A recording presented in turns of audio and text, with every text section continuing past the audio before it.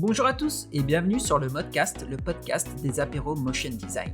Notre objectif est de faire rayonner le motion design et les métiers qui s'y rattachent dans une ambiance de rencontre et d'échange. Rencontrer des créatifs, découvrir leur parcours et leur quotidien, ça vous dit ? Dans ce nouvel épisode, je discute avec Mike Stefanini, illustrateur et directeur artistique. On parle entre autres de sa carrière, des États-Unis et de l'importance de la construction d'un bon réseau. Sans plus attendre, je vous laisse suivre ma discussion avec lui. Bonne écoute. Hello Mike. Salut. Comment tu vas ? Bah ça va super. Tranquille ? Tranquille, faut jamais que ce soit trop tranquille quoi. Faut un mélange de paisible et de speed toujours un peu quoi. Ouais, c'est vrai. Donc toi c'est Atomike sur le net en général. Nous on aime bien un peu savoir d'où ça vient, mais ça a l'air plutôt translucide de ce côté-là.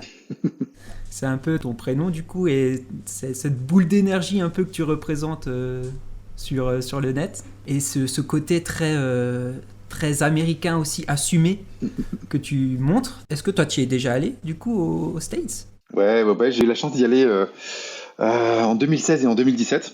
Ok. Et donc ce qui veut dire que c'est assez récent finalement par rapport à mon âge. Mais voilà, j'ai quand même construit un imaginaire autour des États-Unis sans y être allé. C'est un peu, comme je dis souvent, c'est un peu je me suis construit un univers d'adolescent en fait à travers le cinéma, enfin à travers toute la culture américaine. Mais quand j'y suis allé, j'ai pas été déçu en fait. J'ai pas été déçu parce que j'étais quand même bien renseigné, donc je savais aussi quel était le revers de la médaille. Ok. Donc ça collait à peu près à ce que tu imaginais ? Ouais, bah c'est-à-dire qu'en fait, moi j'ai appris pas mal de choses des États-Unis à travers la photographie en fait. Ok. Et c'est assez intéressant parce que en fait, on se rend compte que on critique souvent les États-Unis pour leur côté American Way of Life, et bien sûr, on est tous conscients que c'est quelque chose qui s'effondre aussi un peu devant nos yeux et tout l'Occident avec. Je parle pas que de politique, hein, je parle même de valeurs, de construction philosophique autour des États-Unis, autour de cette mentalité, etc. Mm-hmm. Et on a l'impression que à chaque génération, en fait, les photographes ont montré un peu les fêlures de cette culture. Et nous, on a l'impression que c'est récent, que c'est un effondrement qui est récent. Et en réalité, moi, ce que je trouve, c'est que depuis toujours, en fait, les États-Unis, c'est un pays complexe et qui a à la fois fait rêver, génère du fantasme, et d'un autre côté, a aussi laissé beaucoup les gens sur le bas-côté. Et il y a un peu ces deux trucs, en fait. Il y a une forme de violence énorme, et en même temps, il y a une beauté des paysages. Il y a une beauté même d'une certaine culture, hein, la musique, etc., le jazz, par exemple, et tout ça. Et en fait, c'est un pays qui a toujours été très ambivalent, avec une énorme violence, et puis une surface qui souvent a l'air très belle, et puis quand on gratte, finalement, comme dans n'importe quel endroit, on révèle la nature humaine, quoi. Et avec ses côtés un peu sombres et tout ça. Et du coup, je trouve ça assez intéressant parce que la photographie, elle a le mérite de magnifier même ce qui est peut-être moins beau, quoi. C'est-à-dire les gens qui sont dans la misère, les aspects un peu moins glamour des États-Unis. Et je trouve que pour ça, c'est assez intéressant. Donc pour moi, les États-Unis, c'est un pays que j'aime beaucoup. J'aime aussi énormément la France, hein. Je suis très amoureux de mon pays, mais et de l'Europe en général. Mais c'est vrai que voilà, je trouve qu'il y a ces deux côtés. Ok. Et donc quand on y va, c'est très évident, quoi. San Francisco, par exemple, c'est la ville qui fait rêver. Mm-hmm. Et en même temps, c'est une des plus grandes populations au monde de SDF qui vivent sous des ponts, quoi. Voilà, c'est. Ah oui, d'accord. Et toi, t'étais à San Francisco, t'étais autre part aussi là-bas ou... J'ai fait beaucoup le Grand Ouest, ouais. Ok. Vraiment de San Francisco jusqu'en bas, en fait. D'accord. Et donc, ouais, j'ai fait un grand road trip, c'était formidable. Et puis, j'ai vu New York aussi plusieurs fois. Enfin, 2 fois, du coup. Et c'est pareil, New York, c'est une ville qui dégage une énergie considérable, quoi. Et puis, c'est très graphique, en fait. C'est ça. Autant la Californie, c'est beaucoup les paysages. Et donc, c'est quelque chose qui me séduit beaucoup. Et puis, il y a toute une culture de l'entertainment, et puis du fun, et puis de la vie cool, qui est très palpable. Les plages, etc., etc. Et New York, c'est une ville qui est ultra graphique. Et il y a de la typo partout, en fait. C'est génial pour les graphistes, c'est un vrai régal. Et puis en fait, c'est vrai que comme je fais aussi un peu de photos de rue, moi, je me suis régalé Je me suis même un peu révélé en fait avec mon premier voyage à New York parce que j'ai sorti des appareils argentiques et tout ça. Et en fait, Ok. c'est vrai que t'as pas besoin de te forcer, c'est-à-dire que tu te mets à n'importe quel endroit, t'attends, tu regardes tes spectateurs et il y a forcément des choses à capturer. C'est incroyable, c'est tellement grouillant. Il y a tellement des lumières, des masses importantes, des gens qui passent, qui sont mélangés, etc. Que c'est comme un théâtre en fait quoi. Donc voilà, c'est des contrastes hyper intéressants quoi. Ok, ok. Tu penses que c'est parce que nous, on n'a pas l'habitude d'être dans ces immensités-là que ça t'a autant marqué? Ou tu penses que même les gens qui habitent là-bas peuvent encore s'émerveiller de ces différents spectacles auxquels tu as pu assister? Ben, je trouve que peut-être que très souvent on pense, quand on pense aux États-Unis et qu'on pense aux Américains, comment ils perçoivent leur pays, ça se résume beaucoup à certains endroits en fait. La Californie parce que très présent dans la culture populaire, New York aussi évidemment, et puis peut-être un petit peu la Floride et Miami, etc. Mhm. Mais en fait, les Américains sont assez fans de leur paysage, parce que c'est une diversité de paysages qui est assez incroyable. Et puis aussi, il faut le dire, il y a beaucoup de monde sur les côtés et en bas, et au milieu des États-Unis, enfin, ce sont des immensités qui sont très peu peuplées. Il y a aussi beaucoup de montagnes, voilà, c'est des immensités de champs, etc. Donc en fait, je pense que nous, on voit pas ça parce que c'est un peu trop subtil pour nous, en fait, français. Voilà, tout comme les autres ne peuvent pas comprendre l'amour qu'on peut avoir et les différences qu'il y a entre les régions et les départements, Mhm. les gens qui vivent ailleurs, tu vois. En fait, eux, ils sont fiers de leur état en général, ils sont fiers de leur montagne, de leur prairie, de leur forêt. Enfin, il y a vraiment une culture par rapport à ça qui est assez importante. Ils aiment la pêche. En fait, à la base, les Américains, c'est des gens qui aiment beaucoup l'extérieur. Ils aiment beaucoup être dehors. Ils sont assez proches de leur nature. Alors, ils ont un rapport à la nature on pourrait en discuter aussi. Hein, c'est assez intéressant. Qui est encore une fois très dans la violence aussi, parce que la nature est très hostile hein, en réalité dans plein d'endroits. Mais voilà, donc du coup, je pense qu'eux-mêmes sont assez fascinés, mais c'est comme un peu dans notre pays, c'est-à-dire qu'il y a des gens aussi, même si notre pays est beaucoup plus petit, il y a des gens qui n'ont pas quitté leur région, en fait, euh, pendant presque toute leur vie, ou très très peu. Mhm. Et du coup, aux États-Unis, il y a aussi ce phénomène, c'est-à-dire que le monde rural, c'est des gens, des fois, qui n'ont pas quitté leur état, en fait, pendant toute leur vie, et ils sont très bien comme ça, et moi, je trouve ça respectable, en fait, quelque part. C'est pas du tout un problème. Donc, ouais, je pense qu'il y a de la fascination, et il y a beaucoup de diversité aussi, c'est ça qui est sympa. Yes. Toi, du coup, t'es à Nantes en ce moment? Ouais, tout à fait. Je suis à Nantes. J'ai vécu pendant un peu plus d'un an en Martinique. Ok. J'ai dû rentrer pour des raisons d'histoire de pangolin mal cuit. Ah, yes. Voilà, mais ça a coupé l'élan de plein de gens. Hein. C'est rien, c'est pas grave, c'est la vie. Hein. Et du coup, oui, je suis depuis l'âge de mes 20 ans, je suis à Nantes. Et, euh, et c'est une région qui est super aussi. Et donc, du coup, je suis à Nantes. Ok, ok. Tu travailles chez Black Mill, c'est ça? Ouais, exactement. Là, depuis cette année, en fait, je travaille une partie de mon temps chez Black Myth. C'est un studio donc de motion design qui est assez connu en fait en France parce que ils donnent beaucoup d'impulsion et puis il y a un aspect très pédagogique sur le fait de partager quel est ce métier, etc. Je pense notamment à mon collègue Mathieu Colombel qui est un très bon porte-parole pour ce sujet. Et donc, je travaille dans ce studio qui est vraiment très très cool, quoi. Enfin, vraiment vraiment très cool.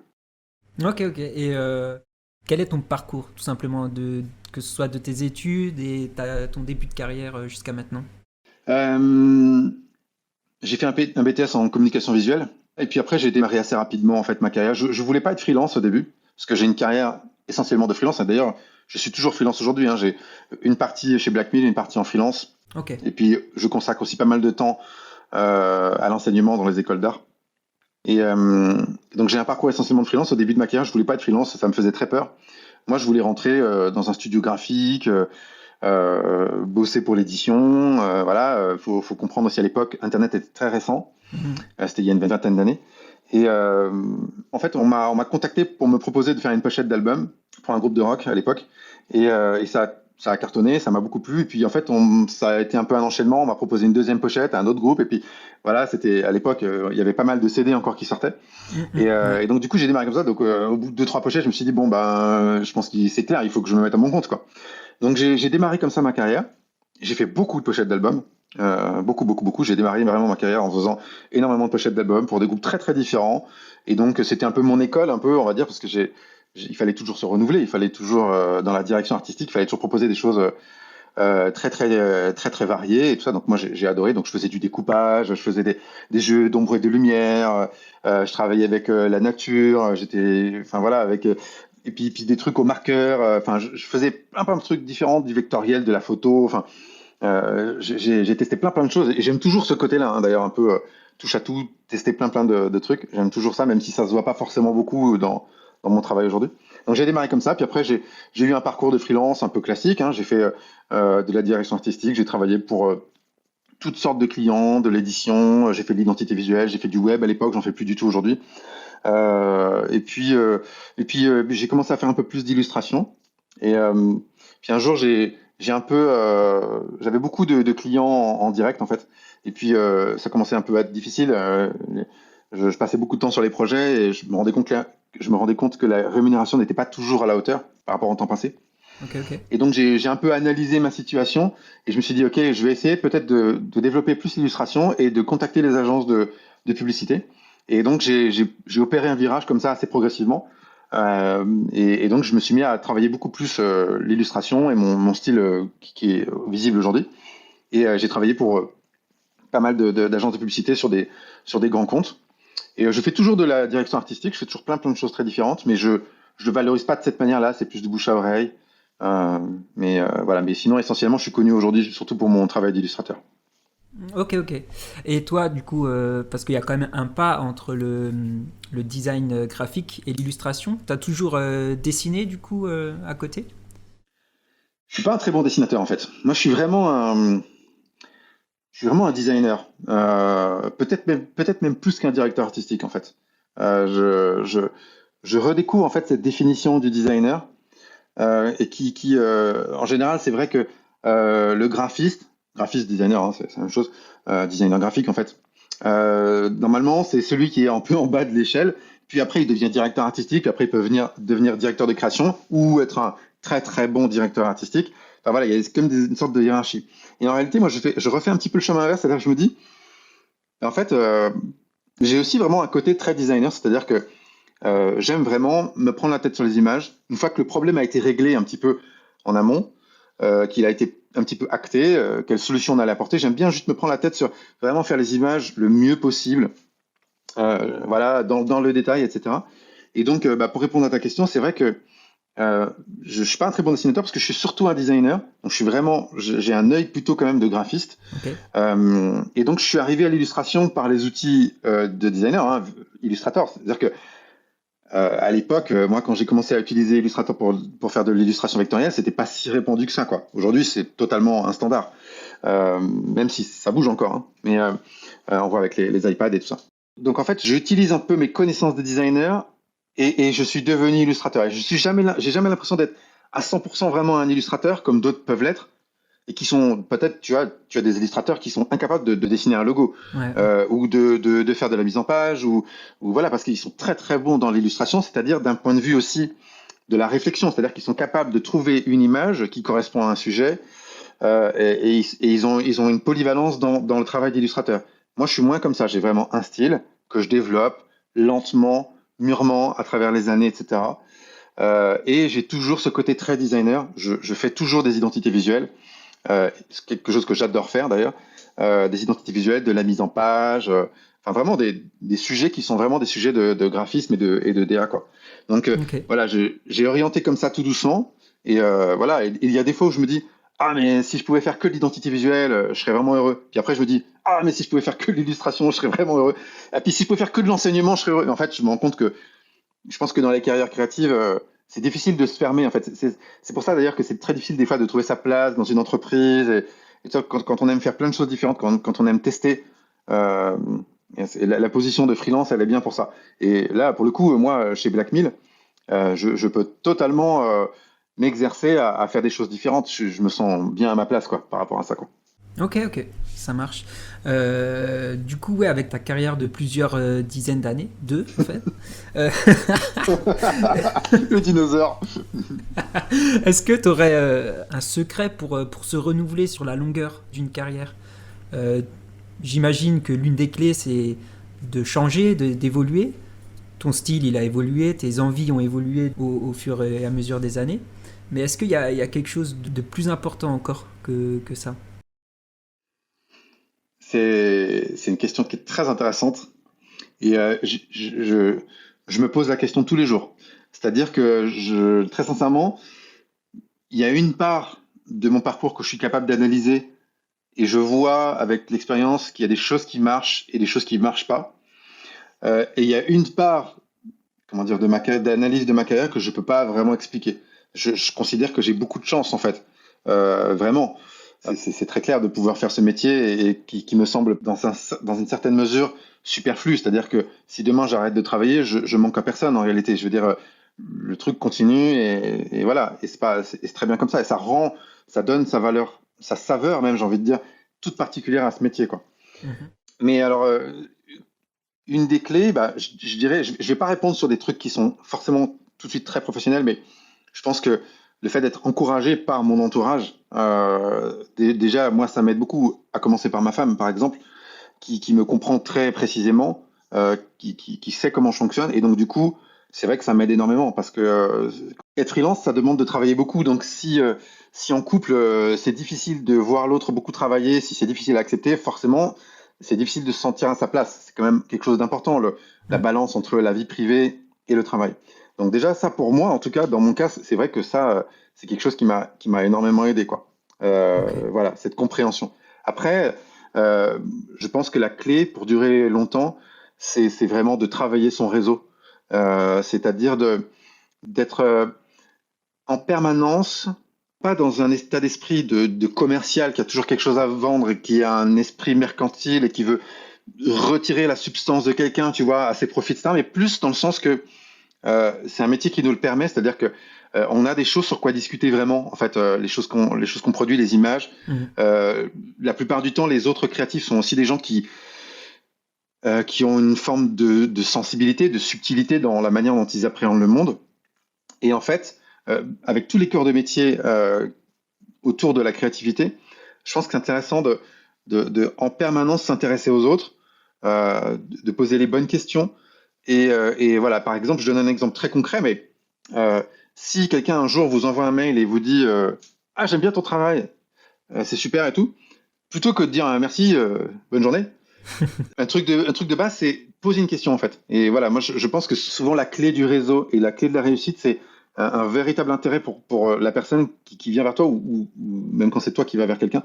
Et c'est-à-dire de poser une question, et de se forcer à trouver une question qui amène une discussion. Et en fait, je pense que dans plein de cas, des gens qui sont très importants dans mon réseau, si un jour j'avais pas fait cet effort de poser une question, ou peut-être eux hein, aussi, si j'avais pas fait cet effort de poser une question pour commencer à tirer sur un petit fil, créer un lien avec la personne, bah, Mhm. peut-être que j'aurais pas eu ces collaborations, j'aurais pas eu ce réseau, etc.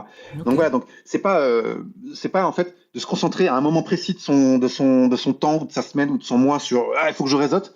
C'est plus en fait un truc global d'entretenir en fait cette cette qualité en fait de relation avec les gens qu'on a. Et ça, c'est une des clés pour durer clairement quoi. Davantage même que je pense uniquement les questions de créativité, parce que ça, en fait, de toute façon, ça évolue. Et quand on aime son métier, de toute façon, on évolue, on se pose des questions, on se remet en question, on revient en arrière, on teste des trucs. Donc ça, c'est quelque chose d'assez classique. Mais le réseau, c'est-à-dire tenir longtemps, avoir des commandes, avoir l'occasion de montrer son travail, pour moi, c'est le réseau, c'est clair. Ok, ok. Et toi qui as travaillé avec des grosses marques comme McDo ou Levi's, est-ce que tu penses que, enfin pour faire le lien avec une question de Maïté Francky qui nous a été posée, qui te demande quel serait ton projet ou ton client de rêve, est-ce que forcément ça va être une grosse marque ou une grosse institution ou est-ce que ça peut ou ce sera plus via une compétence que tu veux apprendre ou que tu veux approfondir? Comment tu vois ça? Bah, je pense que, alors déjà, j'ai eu la chance de travailler sur des super projets. Donc presque, j'ai envie de dire, des projets de rêve. J'ai déjà eu la chance, en fait, l'immense joie de pouvoir travailler sur des trucs super, quoi. comme créer un magazine, travailler de A à Z sur une Bible, par exemple. Illustrer tout, mettre en page. Enfin, ça, c'est déjà des projets qui sont des projets de fou, quoi. Et puis il y en a d'autres. J'ai travaillé pour Tough Cookie aussi, qui est une marque de vêtements boulonnaises. J'ai fait toute l'identité visuelle, tous les visuels des fringues, etc. J'ai réfléchi à plein d'aspects en fait de la marque avec mes clients. Donc déjà ça en soi, déjà c'est des projets de rêve. J'ai fait des pochettes d'albums. Beaucoup de gens rêveraient de faire des pochettes d'albums. Peut-être moins aujourd'hui, je sais pas, mais enfin voilà, déjà des trucs en soi. C'est déjà des projets de rêve. Bosser pour Levi's et tout ça. D'ailleurs, des fois, c'est pas forcément les gros noms qui se révèlent être les projets les plus dingues. Ouais, justement, ouais. Voilà. Mais alors, si du coup je devais en fait aujourd'hui dire quel est mon projet de rêve, je sais pas, mais en tout cas, ça serait un projet sur lequel j'aurais vraiment une vraie liberté, où le client aurait les moyens suffisants, en tout cas, pour développer suffisamment sur des supports, imaginons par exemple une marque, on peut, bon, je l'ai déjà un peu fait, mais enfin, c'est un exemple, mais on peut bosser sur les fringues, mais aussi sur la forme des fringues, mais aussi sur le logo, sur le néon de l'enseigne, le catalogue, enfin voilà, un truc où il pourrait y avoir du motion, tous les aspects en fait, pouvoir maîtriser un petit peu tous les aspects d'un projet, et à la fin de se dire, ouais, franchement, ça c'est cool, ça aussi c'est cool. En fait, tout est cool. J'ai réussi à faire un truc cool. En général, ça repose pas que sur une personne, hein. Ça repose sur une collaboration avec d'autres personnes. C'est impossible de tout seul être absolument un génie et talentueux, ça n'existe pas, hein. Ou alors c'est très rare.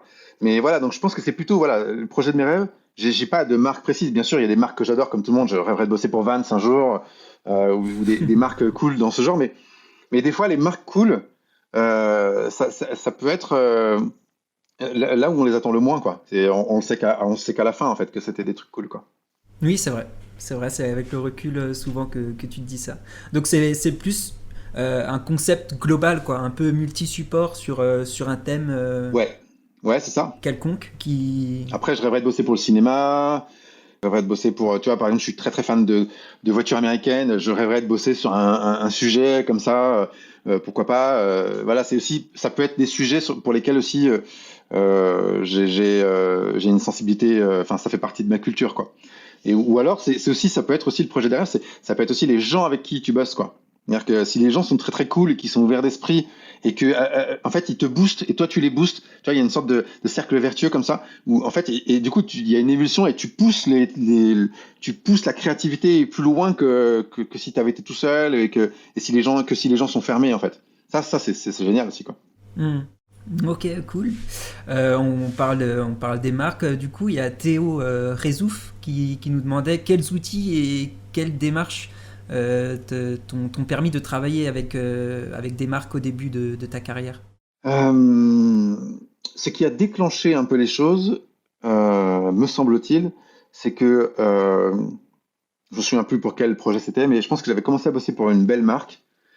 Et en fait, d'avoir bossé pour cette belle marque, ça validait aussi un peu, quand je présentais mon travail aux agences, ça validait que j'étais capable de travailler sur des marques, etc. Parce que, comme je dis souvent, des illustrateurs ou des designers, il y en a plein. Euh, mais les agences, les clients, peu importe qui c'est, ils ont besoin d'être assurés de savoir si effectivement on a l'habitude de prendre un brief, d'accepter les compromis, de faire des modifs, peut-être des fois avec 10, 15, 20 versions. Et voilà. Et du coup, ça, c'est pas juste de savoir faire une belle image, c'est des compétences qui sont des compétences professionnelles périphériques en fait au fait de créer des belles images. Et donc, je pense que ça a déclenché quelque chose. Ça a donné une sorte de confiance, ça a validé un petit peu mon travail. Et du coup, ça m'a ouvert la porte après à d'autres agences, à d'autres marques, etc. Après, c'est aussi un travail de réflexion, c'est-à-dire que moi, j'avais vraiment décidé et réfléchi à ça. Des fois, quand on décide, ça suffit pas, mais je voulais vraiment travailler pour les agences de publicité parce que c'était pour moi un terrain qui était sympa parce que je pouvais vraiment utiliser mon côté illustrateur et aussi parce que il y a plus de budget, tout simplement, quoi. Et donc, je me suis dit, j'ai vraiment ciblé. Donc après, il y a un travail de communication à faire. Il faut, encore une fois, on revient à cette question du réseau. Il faut envoyer des mails, des contacts. J'ai beaucoup utilisé Messenger de Facebook pour garder le lien avec des gens qui travaillent en agence. Je me suis fait des copains aussi, tout ça. Et puis après, il faut orienter son travail en fonction de ce qui peut plaire, en fait, typiquement à des agences ou à des marques. Voilà, il faut jouer le jeu un petit peu, quoi. Ouais, exact. C'est vrai que juste avant notre entretien, j'ai regardé ton épisode sur M'as-tu vu? Et t'en parles pas mal de ça, notamment de la construction du portfolio, de bien sélectionner ce qu'on veut montrer pour attirer les clients qu'on souhaite séduire. C'est aussi un thème qu'on avait abordé dans un ancien podcast, donc c'est super intéressant. Euh, il y a Maïté qui nous demande aussi comment tu gères tes différentes envies et tes inspirations. Je souris à chaque fois que tu dis Maïté parce que j'adore son travail. Vraiment, vraiment, vraiment. Euh, alors j'ai un peu l'impression des fois que mon cerveau enfin, bon, je pense que les gens qui me connaissent et qui ont peut-être écouté déjà ce que je viens de dire, je pense qu'ils ont compris. En fait, j'aime bien faire plein de choses. Et donc du coup, je suis pas tout le temps en train de faire l'illustration. Voilà, je travaille pour une agence, je donne des cours, je fais de l'ADA, je fais de l'illustration. Donc voilà. Donc en fait, c'est plus qu'il y a des moments, en tout cas par rapport à l'illustration, euh, d'un seul coup, je vais m'immerger dans un univers. Donc c'est vrai que souvent ma culture c'est plutôt la culture américaine, vintage, etc. Donc je plonge dans un univers avec des sites comme Flickr et puis Pinterest, bien sûr comme tout le monde, et puis aussi tout un tas d'autres ressources. Et je plonge dedans et ça peut durer des heures, des jours, même des fois des semaines. Et en fait, tout ça, dans ma tête, c'est hyper présent, même à la limite presque quand je dors, quoi. Et je suis vraiment, c'est presque comme si je vivais dans cette époque ou parmi ces éléments. Et voilà, donc je suis vraiment complètement immergé dans ce truc-là. Et puis au bout d'un moment, bah, je commence à savoir un peu plus ce que je vais produire comme image, comme nouvelle illustration. Et par exemple, là, je peux donner un exemple concret. J'ai regardé beaucoup d'images sur le surf californien Ok. et dans les années 60, enfin au début du surf, 60, 70, même jusqu'aux années 80. Et donc j'ai regardé beaucoup, je me suis beaucoup documenté. Et c'est une phase du travail que moi j'adore. J'adore me documenter, apprendre des nouvelles choses, réussir à être un peu plus fin dans la chronologie de certains événements, etc.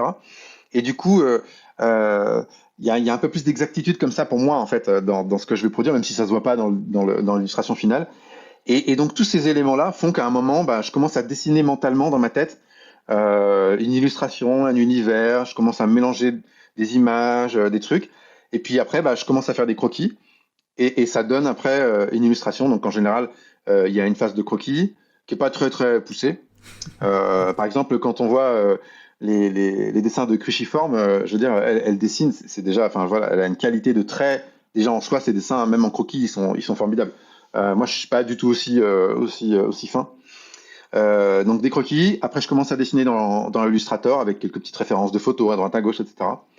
Un peu comme fait DKNG. Et après, bah, je monte mon illustration d'Illustrator et je passe après dans Photoshop.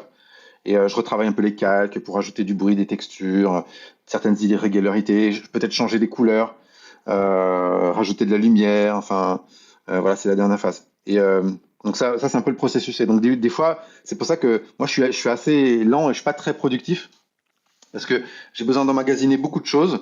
Et une fois que c'est bon, là, je sature et tout est là dans ma tête, paf, là, ça peut sortir. Donc des fois je produis, ça m'est arrivé de produire 3, 4 illustrations dans un mois, mais il y a aussi des fois où c'est une en 2 mois, quoi. D'accord. C'est, Ok, ok. ouais. Après, il y a pour d'autres projets, par exemple, moi je suis quand même quelqu'un d'assez speed. Quand j'ai une idée, j'aime bien la faire vite, donc ce qui contraste un peu avec ce que je viens de dire par rapport à l'illustration. Mais par exemple, quand j'étais en Martinique, j'ai eu une idée comme ça. Je voulais faire un calendrier de l'Avent, c'était un mois avant Noël, Mhm. et je me suis dit tiens, je vais lancer un calendrier de l'Avent, un conseil pour foirer sa carrière chaque jour. Et donc du coup chaque jour, je donnais un conseil pour foirer sa carrière de créatif. Donc évidemment c'était du second degré. Et puis petit à petit en fait, j'ai plein de copains qui sont designers, graphistes, illustrateurs, etc., etc. Et donc je les ai fait participer. Et puis je l'ai monté quasiment au fur et à mesure. Le truc ça m'a pris un temps fou, mais voilà. Et chaque jour il y avait des stories, etc. Puis après j'ai fait un livret PDF et puis j'ai fait un montage vidéo de tout ça. Et voilà. Et donc des fois aussi c'est juste hop, une impulsion, une idée, je me dis, il faut le faire. Ça sert à rien que j'attende un mois, ça sera pas parfait, c'est pas grave, mais j'y vais, quoi. Et donc, je fonce, et j'aime bien ce côté aussi, avoir des projets, faire comment dire, ajouter des gens au projet, quoi. Tu vois, c'est pas pour devenir, c'est pas pour m'exposer moi, en fait. Je trouve sympa, en fait, tu vois, de montrer qu'on est nombreux et qu'il y a plein de créatifs et que chacun a des idées, chacun a son univers, et je trouve ça super, en fait, quoi. Ok. Donc voilà, donc tu vois, ça c'est une autre catégorie un peu Yes. de comment je marche avec des projets, quoi. Et du coup, c'est quoi le meilleur moyen de foirer sa carrière en tant que créatif? Du coup, j'ai donné 25 conseils pour faire sa carrière de créatif. Donc, s'il y en a qui sont curieux, ils pourront aller voir. Il y a un petit PDF et tout ça. Mais je reviens en fait toujours à cette question du réseau. C'est-à-dire que pour moi, c'est vraiment central. Si tu veux être sûr de foirer ta carrière, même si tu es quelqu'un d'ultra talentueux, si t'es pas sympa, si t'es pas doué pour les contacts, si tu communiques pas et si tu crées pas des liens avec les gens, en fait, ça va pas marcher. Enfin, à moins d'être vraiment, enfin, il y a des exemples de gens qui sont vraiment ultra talentueux, qui sont très pénibles à vivre et qui n'ont pas besoin de beaucoup développer leur réseau, mais c'est pas la majorité des cas, quoi. Donc, j'en reviens vraiment à ça. Si je devais dire un truc, si tu veux être sûr de foirer ta carrière de créatif, oublie les autres, quoi. Voilà, c'est ça. Oublie les autres, c'est ça. Il y avait une phrase que tu as dit à nouveau dans l'épisode de M'as-tu vu. Je trouvais ça intéressant. Tu disais, si tu veux manger la meilleure pizza ever, tu vas aller dans une pizzeria, tu vas pas aller dans le donneur du coin qui fait tout et n'importe quoi, entre guillemets. Kebab, pizza, sushi, ouais, c'est ça. Et je mets en parallèle cette phrase-là avec toi qui dit aussi que tu fais quand même plein de choses. Ça reste bien sûr dans le domaine créatif, mais tu fais de la DA, du dessin, comment tu gères ces deux Ouais. aspects-là? Alors, il y a une nuance par rapport à ça. C'est-à-dire que c'est pas le fait de faire plein de choses qui est un problème. C'est de pas choisir ce que tu montres. C'est Ok, ça la différence. autant pour moi. C'est ce ouais, non, mais en fait, c'est pas du tout. Ne sois pas gêné avec ça parce qu'en fait, c'est un vrai problème. C'est une vraie question que beaucoup de gens se posent. C'est-à-dire que c'est pas une question de faire plein de choses, c'est une question que si tu veux te vendre comme illustrateur, en fait, il faut vraiment avoir un portfolio d'illustrateur. Il peut y avoir des petites incursions dans des domaines, etc. Mais ça doit rester quand même. Enfin, en tout cas, en France, je pense qu'il faut vraiment être voilà, très clair là-dessus. Après, si tu fais de la DA à côté, ben, tu développes un autre portfolio de DA, peut-être avec un réseau un peu parallèle. Mais c'est juste de faire attention parce que, en fait, la perception des gens qui potentiellement peuvent te faire travailler, s'ils voient que tu fais trop de choses, ils vont se dire, bah, c'est quoi sa spécialité? Parce que, à juste titre, hein, je pense, euh, si tu fais du lettering, si tu es un lettering artiste, tu vois, ça demande des années pour être super fin, pour, comment dire, maîtriser ton art, quoi. Et donc, du coup, il y a de grandes chances que si tu montres un portfolio de lettering, si tu montres après quelque chose qui n'a rien à voir, les gens vont se dire, c'est bizarre. Enfin, C'est pas cohérent. pourquoi, voilà, c'est pas cohérent. Alors que par contre, si tu fais du lettering, si tu fais un logo, là, c'est cohérent. Si tu fais une identité visuelle, c'est cohérent. Ça reste avec ça. Donc voilà. Donc je pense qu'il y a deux choses. C'est-à-dire que effectivement, il y a un risque de faire trop de choses parce que être très très bon déjà dans un domaine, ça prend déjà une grosse partie de sa vie. Voilà. Et puis la deuxième chose, c'est de pas communiquer, de faire attention comment on communique, quoi. Mais maintenant, comment moi je m'en sors, ben, c'est-à-dire que moi, je j'arrive pas à choisir. Tant pis pour moi, j'ai envie de dire, c'est tout. C'est que moi, dans ma tête, je suis pas que illustrateur. Je fabrique des images et je réponds à des problématiques.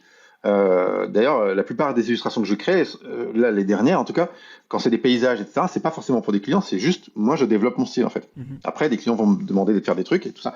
Mais alors que quand je fais une identité visuelle, là, il y a une vraie problématique, il y a une analyse en profondeur du client, de sa demande, d'un marché, etc., etc. Donc, moi, dans ma tête, tout ça, c'est pareil. C'est-à-dire que c'est juste que je vais utiliser des skills plus pour certains domaines et je vais peut-être pas les utiliser pour un autre domaine et c'est tout. Maintenant, ça serait super prétentieux de dire non, non, mais je suis bon partout, mais c'est juste que les gens ils comprennent pas. Non, c'est pas vrai. C'est juste que même dans mon travail de direction artistique, il y a quand même une grosse il y a une forte influence de l'illustration, des couleurs pop, etc. Donc en fait, voilà, c'est juste que j'ai quand même développé un univers qui m'est propre. C'est pas complètement à l'opposé non plus. Tout à fait. Voilà, maintenant je fais pas de web, je fais pas du X ou du Y, je fais pas, il y a plein de choses que je fais pas.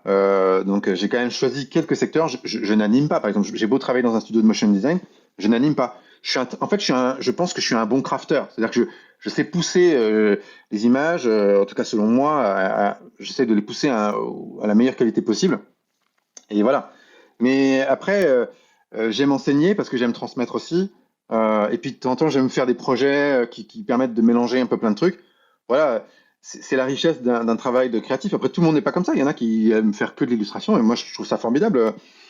C'est clair que si je passais mon temps 100% de mon temps à faire que de l'illustration, je serais certainement meilleur. J'arriverai certainement à pousser davantage mon univers et je progresserai plus vite. Mais je préfère faire des choses différentes. Voilà, c'est aussi un choix, quoi. Ok, ok. Ouais, pour revenir un peu à l'analogie de la pizza, tu fais de la pizza, mais tu fais aussi bien de la pizza piquante que du chèvre et miel, que du Ouais, voilà, c'est ça. VG. C'est un peu ça, quoi. Ouais, on Ok. peut dire ça. On peut dire ça, on peut dire ça. Ouais, c'est ça. Ouais, tu parlais de ton taf d'enseignant.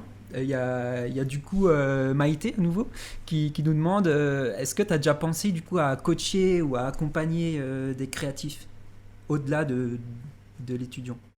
Oui, alors en fait, euh, je pense que je le fais déjà en fait depuis des années. Je le fais déjà pour tous ceux qui me posent des questions, qui après c'est certains moments je vais consacrer un peu plus de temps à une personne et je prends des nouvelles, j'essaie de savoir si ça progresse, etc. Euh, sur l'aspect développement de la créativité et aussi de son activité professionnelle. Et donc oui, c'est vrai parce que vu que ça fait 20 ans que je travaille, j'apparais un peu comme un vétéran et je suis aussi au bénéfice voilà, de l'image du gars qui a plus de 40 ans, etc. Mais c'est vrai aussi que j'ai accumulé une certaine expérience, un recul, une analyse, et je m'en suis rendu compte que récemment, en fait, que en fait, bah oui, oui, en fait, oui, oui, c'est vrai, l'expérience fait que tu as un peu plus de recul que des gens qui démarrent leur carrière, etc., quoi. Et donc du coup, je le fais quand même déjà depuis plusieurs années d'accompagner, de coacher, de conseiller en fait. Et je suis content quand je vois que ça marche parce que je me dis bon moi je suis qui? Enfin je suis juste un gars, je suis juste là depuis un peu plus longtemps que les autres et puis un peu moins longtemps que d'autres, tu vois. Mhm. Donc enfin voilà, je le fais très humblement en fait. Je le fais pas, je le fais juste généreusement, je le fais juste pour être pour aider. Et voilà, j'aime bien aider les gens et j'aime pas savoir que les gens galèrent et parce que aussi moi j'ai beaucoup galéré. Et j'aurais bien aimé que des fois des gens me disent tu devrais faire attention à ça, tu devrais faire ci, attention. J'aurais bien aimé moi que quelqu'un me dise avec son recul non mais là tu vas sur un chemin, tu vas t'y perdre, etc. Parce que je me suis perdu plusieurs fois quoi. Mhm.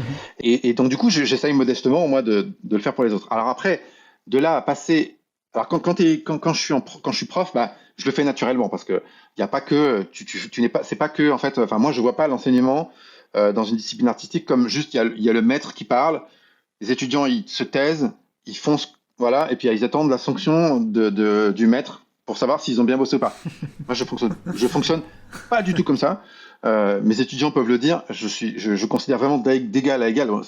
Les étudiants en art, ils sont majeurs, hein, donc c'est des adultes. Hein. Donc moi, je les traite complètement comme des adultes.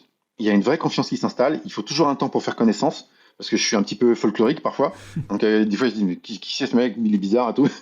Donc voilà. Et puis, une fois qu'il y a une confiance, une connaissance mutuelle qui s'installe, là, je peux vraiment euh, comment dire, rentrer un peu plus en profondeur dans les blocages qu'ont les étudiants sur la créativité, etc. Et les amener à réfléchir. Et la plupart du temps, ils sont capables de s'analyser aussi eux-mêmes si on leur donne les clés, en fait. Et je pense que c'est plus important, plutôt que de dire de manière très péremptoire, ton travail, il mérite 8 sur 20, ou 12 sur 20, ou 16 sur 20. Je trouve que c'est plus intéressant de développer cet aspect créatif, cette analyse de soi, et d'arriver à savoir où sont les blocages et d'arriver à débloquer ça.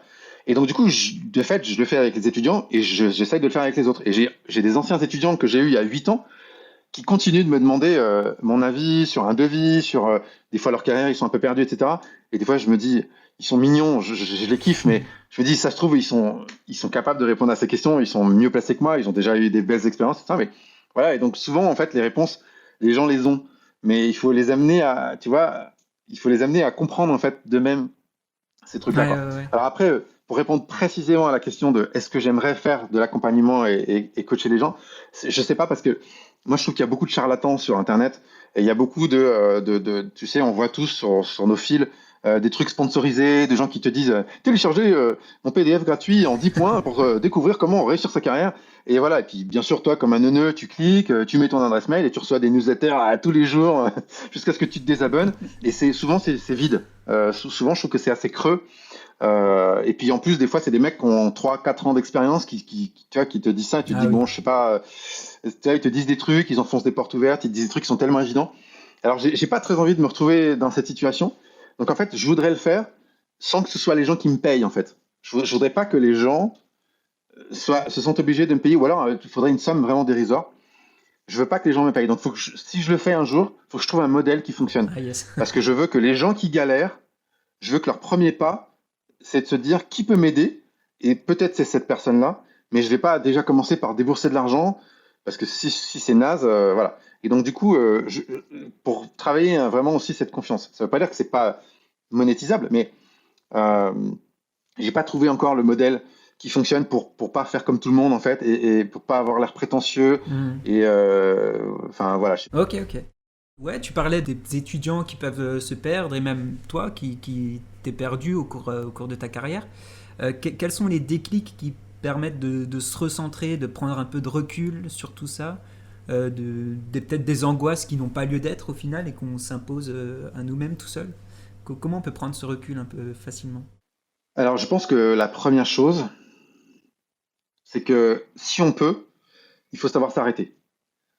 Je dis pas d'arrêter son activité, mais de faire une pause en fait vraiment, parce qu'il y a des moments en fait où il y a une fatigue qui s'installe, surtout pour les freelances, par exemple, je pense, hein, c'est vrai aussi pour les carrières, hein, mais d'agences, etc. Mais pour les freelances, des fois, on est très sollicité, il y a une fatigue mentale, voilà, on travaille beaucoup et tout ça. Et à la fin, t'es fatigué et tu fais tomber ton stylo et tu te mets à pleurer, quoi, tu vois. Mhm. Tu dis, ah, pourquoi j'ai fait tomber mon stylo? C'est la faute de tout le monde, tu vois. Tu commences à trouver que tous les clients sont nuls, voilà. Et donc, en fait, c'est juste que tu as besoin de vacances, en fait. C'est tout. Tu as besoin de pause. Et en fait, généralement, tu fais une pause, tu prends des vacances, tu débranches, et quand on peut, évidemment. Mhm. Et en général, déjà, on se calme et on se débranche, on se ressource avec les gens qu'on aime, avec la nature, avec peu importe ce que c'est, avec la bouffe aussi, le cinéma, tout ça. Et en fait, petit à petit, le cerveau est quand même bien fait, il commence un peu à ranger les choses dans les bonnes boîtes, et il commence un peu à analyser, à se calmer, tout ça. Et en général, c'est plutôt bon signe parce que ça permet après, une fois qu'on est plus calme, de se dire qu'est-ce qui va pas en fait. Et encore une fois, comme je disais tout à l'heure, des fois, en fait, on le sait, c'est un peu enfoui en nous, mais on a besoin juste de se poser, d'analyser. Des fois, il faut rentrer un peu dans le détail, prendre la liste des clients. Si tu as 80% de tes clients qui te ramènent que 20% de ton chiffre d'affaires, il y a peut-être un souci. Mhm. Il y a peut-être un problème à un moment, c'est que tu perds beaucoup de temps et d'énergie sur des petits clients ou des petites commandes et pas assez de temps sur les clients qui te rapportent de l'argent. Donc, comment opérer la bascule? Par exemple, voilà, ça c'est une analyse qu'on peut faire. Il y en a des tas d'autres. Et puis, bah, sinon, la deuxième chose, donc la première chose, c'est tu vois, se calmer, analyser, tout ça. Et la deuxième chose que j'ai pas assez faite, moi, que je regrette, vraiment, je l'ai dit il y a pas très longtemps sur Instagram, parce que justement, d'ailleurs, Maïté elle disait, posez-moi des questions, et je lui ai posé la question, qu'est-ce que tu dirais à ton toi du début de ta carrière? C'est un peu Ah une oui. phrase un peu classique qu'on dit. Tu sais, c'est toi, qu'est-ce que tu pourrais dire à ton toi-même qui débute? Et moi, j'ai dit, en fait, c'est de rencontrer du monde. Je reviens encore à cette question du réseau, mais pour moi, c'est fondamental. Parce que rencontrer des gens, pas forcément que dans son travail, mais bien sûr aussi dans son travail, tu parles, tu fais une bouffe, tu discutes, etc. Et d'un seul coup, le mec qui est en face de toi ou la nana qui est en face de toi va te parler d'un truc et ça va faire ch'ting dans ta tête. Et tu vas dire, mais bon sang, mais comment j'ai. Mais oui, mais bien sûr. Mais c'est évident, en fait, ce truc va tout simplement réveiller quelque chose en toi, va poser des mots sur un problème que tu rencontres. Et des fois, il s'agit que de ça. Et donc, d'une certaine manière, on a les réponses en soi et aussi, parfois, les autres permettent de révéler ces choses-là. Et c'est très, très précieux. Et c'est pour ça que c'est important d'avoir des gens dans son réseau. Moi, je ne crois pas forcément, en fait, d'avoir un mentor, par exemple. Euh, on a des mentors, mais je pense que c'est pas un mentor, c'est plusieurs mentors, en fait.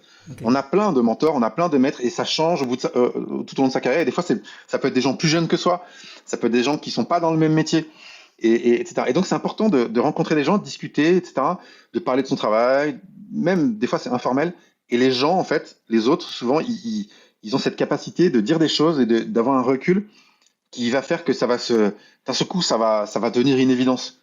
Et ça, je regrette de ne pas l'avoir fait plus parce que euh, c'est vrai pour aussi apprendre des trucs, des petits trucs, où quand quelqu'un te dit non, mais si tu contactes les clients en direct, il faut pas faire comme ça, il faut faire comme ça. Parce que sinon, tu es sûr, à chaque fois, ça marche pas. Et toi, tu es Ah là, oui. comme une andouille, ça fait des mois que tu fais exactement comme il fallait pas faire, tu vois. Et tu vois, et simplement le fait que quelqu'un te le dise avec son expérience, tu dis, bah oui, en fait. Depuis le début, je me plante et je le faisais pas de la bonne manière, quoi, tu vois. Ok, ok. Et donc ça c'est important. Ok, c'est ouais, super, super intéressant comme regard ouais, sur tout ça. Et c'est pour ça, d'ailleurs, je fais une petite parenthèse.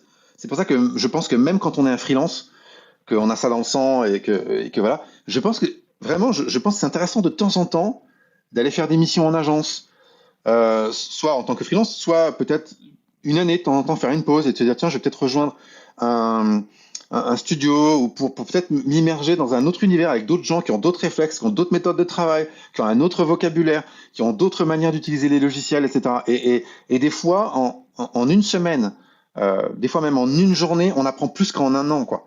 Et Hmm. juste parce on est là, on est au milieu des autres, etc. Et que le problème des fois du freelance, c'est que c'est la solitude, il est tout seul, et des fois, quand tu fais le recul, avec du recul, tu dis, mais un an, c'est comme 5 ans.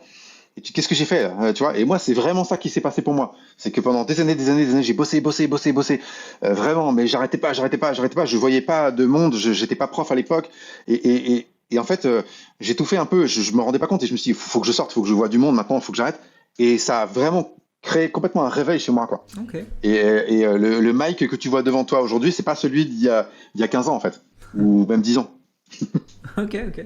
Ouais, c'est vrai qu'en freelance, c'est vrai que tu es tout seul et il y a peut-être le coworking qui émerge de plus en Oui, plus. Bon, ça fait quand même ouais. quelques années, quoi, À mais... l'époque, moi, ça n'existait pas beaucoup en fait. Ok. Le coworking, c'est quand même assez récent, enfin, Ouais, ça a à ouais. peu près 5 ans, on va dire que c'est vraiment développé chez les freelances. Hmm. Donc, il y avait beaucoup moins de freelance aussi quand moi j'ai démarré. C'était un truc un peu marginal. Aujourd'hui, c'est quelque chose de très très très commun.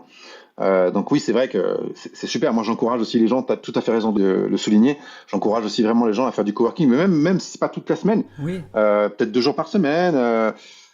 Voilà, on est peut-être moins productif quand on est entouré de gens, mais on s'enrichit de l'expérience des autres, et ça, c'est important, quoi. c'est ça, c'est ça. Cool, bah écoute, merci beaucoup. Est-ce que tu voulais ajouter quelque chose sur les différents sujets qu'on a abordés?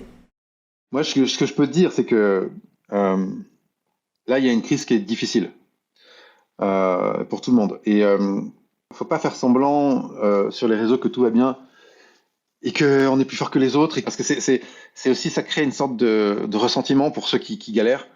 Et je pense qu'il faut avoir une certaine honnêteté, une certaine humilité par rapport à ça. Euh, voilà, on a une crise qui est compliquée, on ne sait pas ce que ça va donner. Moi, je pense que l'art, en général, et notre travail d'illustrateur, de créatif, il donne énormément de valeur, en fait, aux choses. Euh, mais c'est sûr que des crises, il y en a, et de toute façon, il y en a dans une carrière. Enfin, peu importe que ça vienne de l'extérieur ou pas, il y a toujours des moments qui sont difficiles, soit parce que soi-même, on ne sait plus trop où on en est, soit parce que il peut y avoir des crises, etc. Et donc, je pense qu'il faut se rappeler pourquoi on aime ce métier. Il faut essayer autant que possible de le pratiquer dans des bonnes conditions, ne pas trop se tuer non plus à la tâche, hein. Moi, je pense que j'ai trop travaillé pendant certaines années. C'était trop. Et il faut savoir trouver un bon équilibre. Il faut savoir s'entourer de gens qui sont raccords avec nos valeurs. C'est très important, surtout dans les moments qui sont difficiles. Et puis, il faut explorer la créativité. En fait, il faut le maximum possible tester des nouvelles choses. Il ne faut pas se décourager. Et je pense que quand on est découragé, il faut être capable de le dire. Quand je dis le dire, c'est pas forcément de le dire sur les réseaux sociaux, hein, on n'est pas obligé de s'étaler. Mais il faut être capable justement de s'entourer de gens avec qui on peut dire là j'en ai marre, je sais pas trop où je vais, etc. Et naturellement, tout le monde a envie de s'aider. Enfin, je veux dire, tout le monde a envie d'aider son prochain, tu vois, si on voit qu'il galère, etc. Et je pense qu'il y a une force en fait du réseau.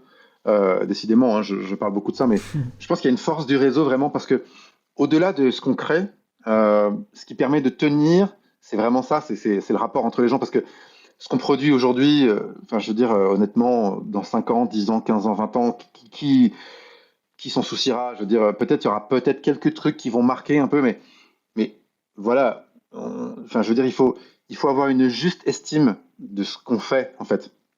Et moi, vraiment, encore une fois, j'estime que je suis très heureux, enfin, je suis très heureux de faire ce métier. J'ai beaucoup de chance de le faire. Et je ne vais pas accorder une importance démesurée à mon travail.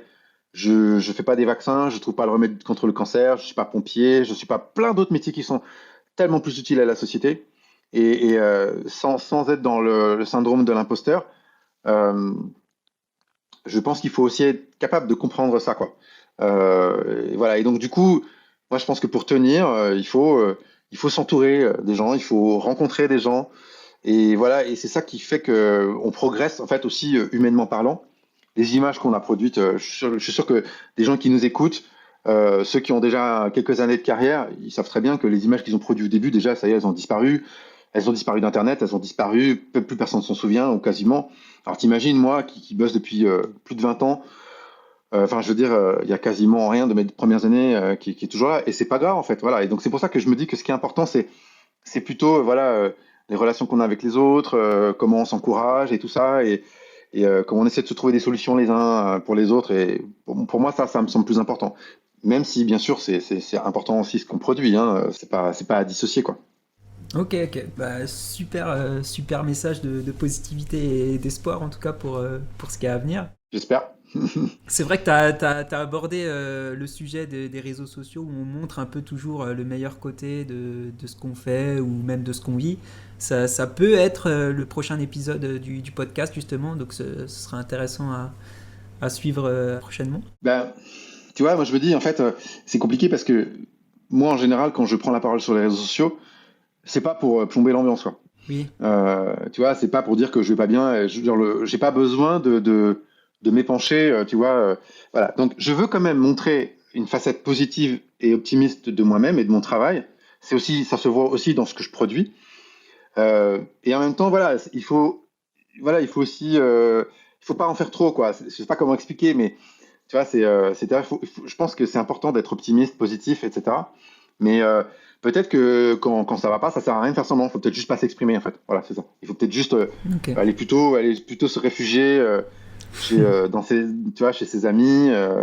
Voilà, c'est plutôt dans ce sens-là, quoi. Ok, ok.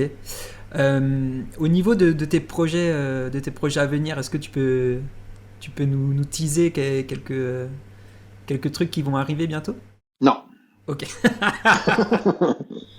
Ça fait le mec qui bosse pour la NASA, tu sais. Quoi que ça a failli arriver. Bon, bref, c'est une autre histoire. Ah, Mais non, non, mais enfin, j'ai des projets d'illustration. J'ai des projets d'identité visuelle. Là, je vais bientôt montrer un travail que j'ai fait pour un food truck de Los Angeles. Je suis très content de ce travail que j'ai fait. cool. Voilà, qui est un travail un peu entre l'identité et l'illustration, un truc un peu vintage californien, ça me correspond très bien.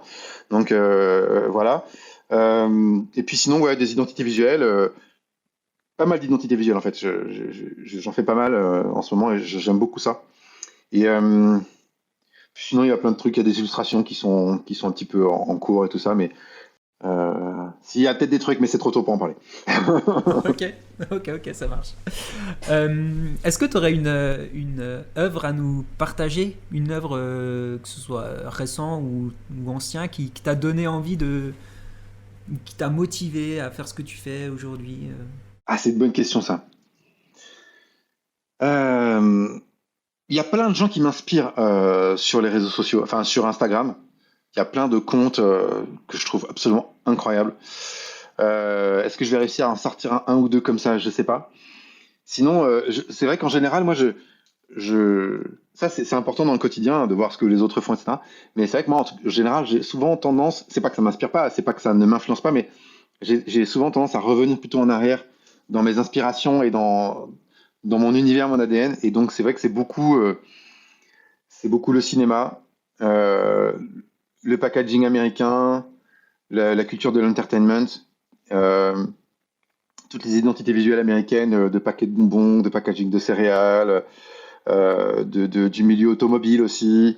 Voilà, donc il n'y a pas une œuvre précise. Bon, après, là, je suis en train de découvrir la série La Servante écarlate, Ok. que je trouve que j'ai tardé en fait, à regarder. Je voulais pas trop, en fait. Et puis, en fait, je trouve que en tout cas pour les deux premières saisons, je trouve que c'est une œuvre qui est vraiment très intéressante. Comme souvent, les séries qui sont basées sur des romans, des nouvelles, sont plus intéressantes que les autres. Il y a beaucoup de niveaux de lecture, c'est très fort, c'est très dur. Donc je sais pas si ça m'inspire, mais en tout cas, je trouve que c'est quelque chose de très marquant. Et puis aussi, il y a une vraie beauté graphique hein, dans cette série parce que le rouge, le blanc, les contrastes, les compositions, il y a vraiment des cadrages qui sont absolument sublimes. Donc voilà. Et puis sinon, moi, après, voilà, il y a plein de choses qui m'inspirent, mais ce serait trop long de expliquer. Mais j'ai pas une œuvre précise là comme ça qui me vient en tête. Ok, ok. La question qui revient à chaque fois aussi, c'est quel est ton apéro favori? Ton apéro classique indémodable. Je bois pas d'alcool, donc Ah, c'est pas grave, hein. j'ai pas d'apéro spécifique. Et puis en fait, j'ai arrêté les sodas déjà il y a des années et des années, parce que ça devenait une drogue. Et je rêvais de coca et d'orangina, donc j'ai arrêté complètement tous les sodas, enfin les alcools, j'en ai jamais bu. Donc je sais pas quoi répondre. De l'eau, ça fait vraiment le mec super fun. Non, mais quand j'étais en Martinique, du sirop de citron vert avec juste de l'eau très très fraîche, je te garantis, mon garçon, que quand il fait chaud, t'es bien avec ça. C'est largement suffisant. Ok, ok. Cool. Et dernière question, qui tu aimerais voir sur le podcast Eh ben, je vous recommande chaudement de faire une interview de mon collègue Mathieu Colombel, Yes. qui dirige avec ses deux acolytes Blackmill depuis des années et qui a une très très bonne et subtile connaissance du monde du motion design et du design en général, parce que le motion design c'est une extension en fait du design. Et il a beaucoup de choses à raconter, des choses très intéressantes. Donc je vous encourage vraiment à le questionner, à interroger. Je pense qu'il il serait très content de le faire. Cool. Bah écoute, on espère aussi. Ce serait vraiment sympa.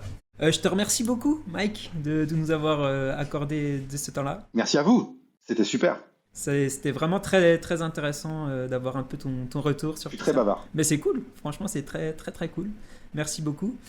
Et juste si je peux dire un dernier truc, moi j'ai pas arrêté de dire que le réseau c'était important et que il fallait s'entraider, etc. Et je dis comme je dis à chaque fois que je fais une petite intervention, il faut pas hésiter en fait. S'il y a des gens qui galèrent et tout ça, qu'ils envoient des mails. Je suis pas forcément la meilleure personne pour ça, mais je peux aussi diriger. S'il y a des gens qui sont un peu au début de leur carrière, qui galèrent, qui triment, etc., qui se posent des questions, faut pas hésiter. J'essaie toujours de répondre aux messages le plus vite possible. Modestement, si je peux, ça sera avec plaisir. Cool. Bah justement, où on peut te retrouver du coup sur Internet? Il y a ton site du coup, Atomic Studio.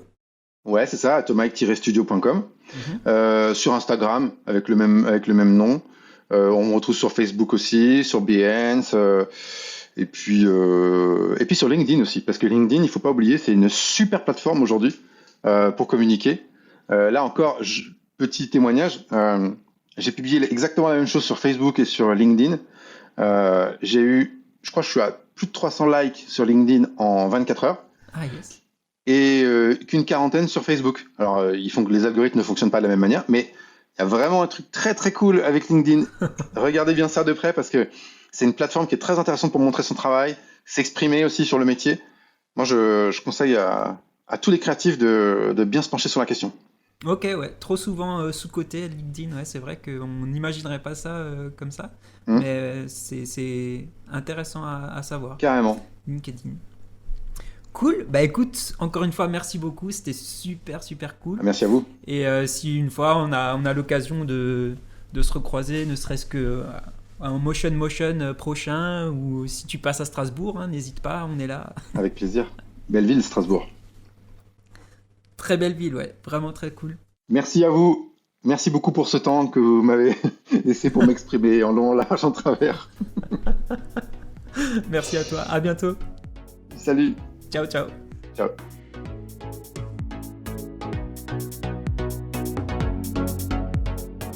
Merci d'avoir écouté ce nouvel épisode du Modcast. On espère que ça vous a plu.